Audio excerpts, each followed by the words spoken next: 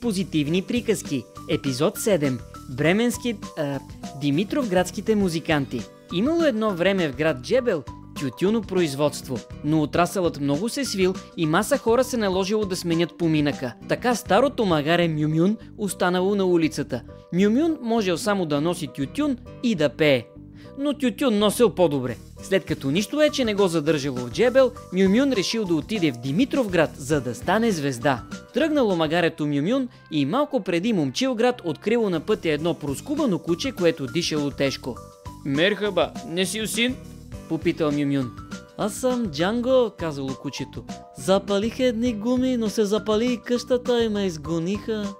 Ела с мен, отивам в Димитровград да стана музикант. Аз ще бия тъпана, ти ще надуваш клернета. Тръгнали заедно магарето Мюмюн и кучето Джанго. Непосредствено след Кърджали срещнали един много тъжен котарак. Казвам се Барух.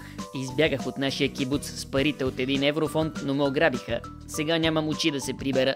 Тръгвай с нас за Димитровград, ще свириш на акордеон. Поели отново магарето Мюмюн, кучето Джанго и котарака Барух.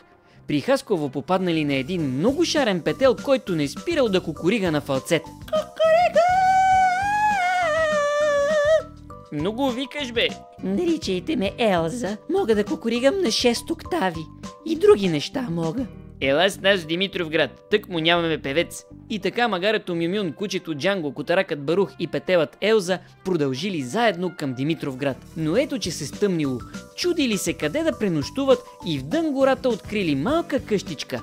Вътре се криела банда, която извършвала незаконна сеч в района. Приятели, дайте да прогоним тези хайдуци, за да спасим гората, призовал Мюмюн. Мани гората, вътре има безплатна храна, отговорил Барух. И така Джанго въседнал Мюмюн, Барух се покачил на Джанго, а Елза кацнал най-отгоре.